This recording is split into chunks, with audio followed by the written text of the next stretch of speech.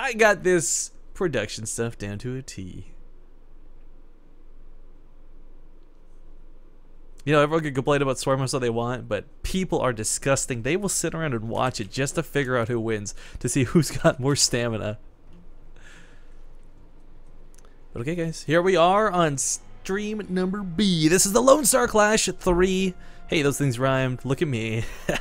I'm Rifkin, and I hope you guys enjoyed the broadcast so far. Hope you're having a great day. And this is game number 2 in this best of 3. Spawning in the top right corner of the map, currently down 1 at the moment. He's the blue Zerg player from Samsung Galaxy, Armani, aka Burning. His opponent in the upper left, a barcode. But you might know this barcode a little bit better as Evil Genius's HuK. Oops, wait. There we go. It's a spin, not an enter. Now it's kind of curious, and what's really cool, that I really enjoyed out of what HuK did in that last game is, it's not so much that was the cannon rush. In one hand, you're kind of like, that was okay, whatever, Protoss, cheese, etc. But he did it in a very intelligent, very sneaky way. If you're just joining us, first off, go watch the game. Don't go through the VODs, whatever you got to do. But what ended up happening, the Too Long Didn't Read version, was HuK went for the gateway first. It looked like a gateway expanded. Armani scouted that with a drone. As soon as that drone left the base, he threw down that forge, and he was ready to sneak cannons into that natural mineral line. Now, Habitation Station's a little bit more dangerous to do this on, because sometimes that will coerce a Zerg player to go in for a gold as their natural instead of their own actual natural. So I don't know that we necessarily see those same tactics again out of HuK, but again, HuK saves these really cool builds and these stranger play stylings for the big tournaments, boys and girls. You're going to get to see entertaining games pretty much for surezies. Now, wait, he's in his... Okay, goes for 15, expand. That's fine. So not going to have the gateway down here. Actually, did he? He did spend Chronos. Okay, I was going to say, like, sometimes you'd expect this to be closer to 17 when you normally have that Nexus first come down, but that's fine the way he's doing it. Not like it's bad by any means. But Nexus first is a really bold move to take. Against a player like Armani, it ends up working, because Armani doesn't classically go for earlier circlings. He doesn't go for fast speeds. He doesn't try and do speedling all-ins. Now, you change the game up and put this in the hands of, like, say, Nurchi or somebody else, yeah, you got to be worried about going Nexus first. But HuK is playing to, I think, the combination of his own strengths and the fact that I'm not sure how much research he's done on Armani. But guys and girls, I've cast a lot of Armani through the Zotac Cups, through the Go for Starcrafts, and not really want to go for those faster speedling. So, oops, pressing the wrong buttons again. He does respond to this with not aggression, but his own greed. Takes a third very, very fast. In fact, right before pool. So it's not going to be 3-hatch gas pool, but it is going to be 3-hatch pool. So, does get to play a little bit greedier off of this. Now, because this isn't going to be that gold base, we're going to see that sort of normal play stylings. The gold base is kind of, I feel, a bit of a... I guess you could almost refer to it as an adrenaline shot. Like, if you take a gold base early on, whether you're Zerg or Protoss, you're going to have this massive economy for probably about a good 8 minutes. But as it starts mining out, you start winding down, and you start feeling that burn. And it's cost players some games. You might look like you're ahead, but if you just can't break them before the gold mines out, all of a sudden you've lost your giant advantage. So by saving this for later, you also get to turn on the extra heat, I guess, a little bit later as well. But the Cybercore coming down in the actual wall off, it's not something we've seen in a long time. A big part of this is because early Roach busts were knocking these down before Warp Tech was finished. A lot of Protoss players were getting kind of screwed by it, but I think he'll be okay. Because again, Armani's not the type of player you typically see go for these crazy all-ins. Like, you're not going to see 3 base all-in out of him anytime soon. Maybe versus Terran, because let's be honest, Roach Baneling is incredibly strong, but not versus Protoss. Not here on the Lone Star Clash 3 settings, not this stage. And as far as worker count goes, of course, HuK's a little bit ahead for the time being. Big part of this is the beauty of Chrono Boost, combined with the fact that he's got that extra base down so early. He's actually opting to not go for Mothership Core, and this is definitely going to be intentional for the time being. He's got the gas for it, but the gas is better spent on pretty much anything else. The Sentry, perhaps getting a Stargate out. Oh, actually 3 gates. Is he going to go to 4? If he goes to 4, that's really dirty. Oh, but he lets the Lings in the base. This is a bit unfortunate.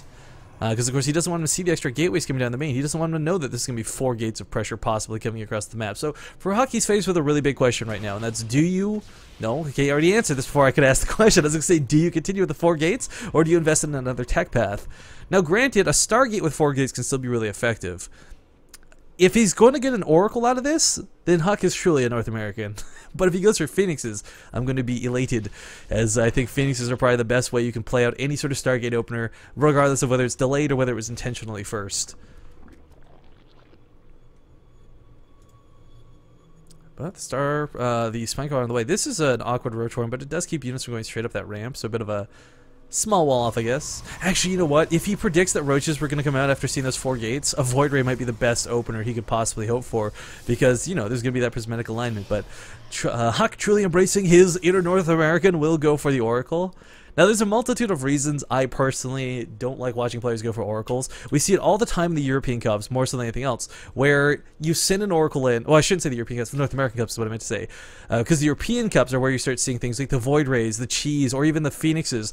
But when you go for an Oracle, yes, I think Protoss players at this point have figured, hey, wait, this thing can kill a Queen, and a couple drones afterwards. It's fantastic. And unless a Spore Crawler's down, there's not really any stopping it.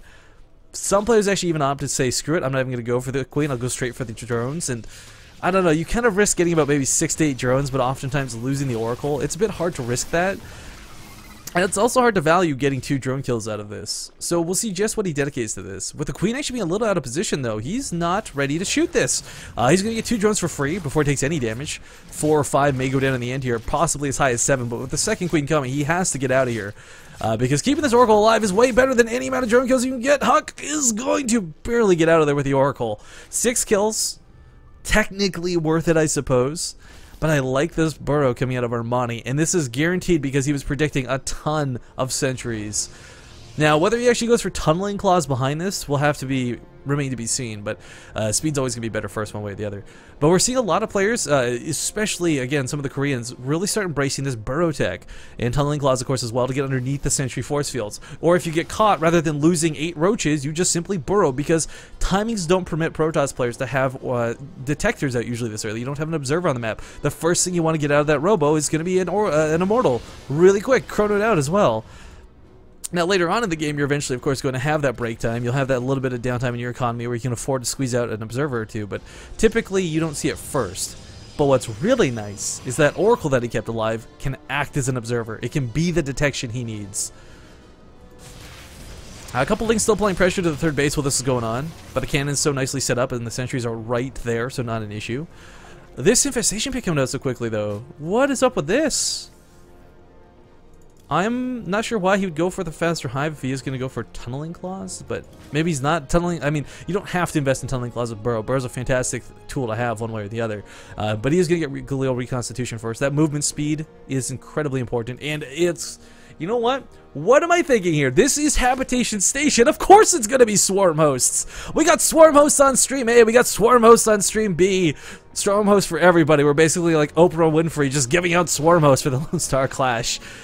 This is actually a great move to the strengths of the map. There's not a lot of maps where you can set something down near a watchtower and hit all of the bases on the map, but Swarm Hosts on Habitation Station are classically one of those units. A for effort at the Phoenix that's hallucinated, trying to kill the real Overlord, I guess. Or Overseer morphing it, I guess. Colossus are being made out of HuK. Now, you see Swarm Hosts a lot of the time, and there's pros and cons, there's groans and moans, but the reality is for a Protoss player, the best way to beat Swarm Hosts out, guys, is combination Blink and Warp Prism. That's what we see HuK already getting. Now, the Infestation Pit ticking like that, it could have possibly been for Infestors, maybe Fungal Growths, but likely not. One of the biggest things about Swarm Hosts is once you get past the Locust Wave, there's a bit of a cooldown, of course, before they can attack again. So what ends up happening is you'll blink on top of them, you'll focus them down. The Swarm Host count will be low enough that usually a couple sentries with force fields will even keep them at bay. As we see here, he's not exactly taking units down, but he is chipping through the shields. So for Armani, for now, it's okay. The Colossus eventually come out, they'll beat back the Locust Waves, he'll blink forward, he'll pick off a Swarm Host or 2, but if Armani's being smart, he'll be repositioning them after each Locust Wave hatches. What's critical is this Warp Prism now coming to the main. Swarm Hosts are incredibly strong, and there's almost no stopping them, but if you lose the Infestation Pit... I'm gonna sneeze, sorry. Yikes. My apologies about that, guys. If you lose the Infestation Pit, though, you can't make more Swarm Hosts, and 5 Swarm Hosts is no good. It's just not gonna cut it. The Spire coming out may force a complete tech transition just because you won't be able to spend money towards those Swarm Hosts, but he's got a Roach attack going on the other side of the map. He knocks down a Colossus, he gets on top of the cannon. HuK decides to shut down this base, but the Swarm Hosts actually turning him back home. Roaches still have yet to deal with these odds. He's not kiting, he's hitting them head on. Bit of a mistake there, taking a lot of unnecessary damage, but hey, guess what comes into this? The Oracle comes back into play. Unfortunately, though, the Spore Crawler just repositioned itself, so... actually not going to help too much, but the last couple zealots will be cleaned up. Roaches did not kill that much on the other side of the map either. This looked a lot more scary than it really was. Oh, sick burrow tactic, but it's only one roach. It's not a big threat. Yeah, the observer comes over and cleans it up. For Armani, if he was allowed to get the Swarm Host out of hand, this could have been scary. But not what ended up happening. Downside 2 for our Zerg player. He's stuck on 3 bases while his opponent's on 3 bases. No macro hatchery's been slapped down. And as a Zerg player, this is kind of one of those scenarios where you don't want to be even with your opponent. You need to be better. You need to be ahead. 10 Mutalisks coming out as a bit of a transition, and the 4th base, unfortunately, going to be denied once again. Now, one of the key things here is we look at there's Blink Stalkers, there's Sentries. There's already a method to deal with Mutalisks on the front lines, but nothing at home to shut this down. Technically, yes, you could create Phoenixes out of the one Stargate. You Chrono Boost them out, but it's not going to be enough. Not early, not fast enough. Colossus in an awkward spot, stuck on the cliff, literally between a rock and a hard place. But the Roaches actually knock it down once again, so HuK's Colossus count is not exactly out of control. Infestation Pit will live with 30 HP as the Warp Prism is finally dealt with. 2 Colossus at a time is better than 1 Colossus at a time, but unfortunately the Roaches, actually almost get it again. Not quite going to be afforded that opportunity, but Burrow in range of the cannon detection, so sadly these will go down all for nothing. The Fleet Beacon's an interesting choice. Seeing the Mutalisks, he's going to be going for the Anion Pulse Crystals and may throw down a second Stargate, but he hasn't yet is the thing. 4th base finally getting established, but the Mutalisks being driven out of the base. And this is what I was talking about before. For now, he's actually got enough to deal with this in small amounts. 10 Mutalisks is not a threat. It's 20, it's 40. It's when they get insane numbers that they can't be dealt with. For Armani too, props to them for still trying to invest in the Swarm Host a little bit, putting them on the front lines, rallying them across the map.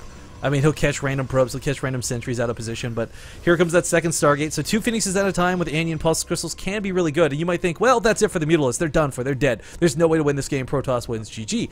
That 2 extra range is too much. But that's not the case. HuK may have to deal with the transition into Corruptors if Armani really wants to stick with his tech path. He has not invested in any weapon upgrades this game, though, guys, and that's what's kind of key here moving forward. His army supplies even with HuK's, but HuK's coming up on level 3 ground weapon upgrades. Blink Stalkers are going to deal tons of damage. There's no armor upgrade on these Mutalisks. The Swarm Hosts, granted, they're not going to be that hard to deal with if everything's dying very fast. But it looks like he will continue to invest in the Mutalisks, and these will be a primary source of his army. Now, for HuK as well, let's not forget Archons can be made as well to garner the army. The Phoenixes will chase these down all day, but for Armani, what we almost need to see out of it at this point is the second Spire for upgrades and the Corruptors to start being made, because the Corruptors will help deal with the Colossus, which is fantastic. They'll soak hits from the Phoenixes, and if the Stalkers are busy dealing with the Mutalisks and the Corruptors instead of the actual army, well, never mind. The few Swarm Hosts that exist are Graviton Beam to the air. There's a lot of Lings flooding out from this, guys, and the idea is that these Lings will deal with the Stalkers, but there's not an even trade. In fact, he may just try and circumvent the army altogether and force out a base trade, something that we do see in PvZ a lot of the time in a big frequency. But these Lings are they're not going anywhere. There's 5 Colossus to catch them as they come out. This base is getting destroyed, and Armani, well, he's got Roaches, he's got Mutalisks, he's got a very scary army. I don't think he's got the DPS to win a base trade. There's no drone snuck out of the base just yet. There's Lings awkwardly in the middle of the map. He's going to need to bring a drone across the field, though, I feel. This is going to go so poorly for him. So many cannons at a HuK on the way, but they're not done yet. But they will draw the attention. Phoenixes do have those ranged weapon upgrades, guys. So while Mutalisks only have range of 3, these have range of 7.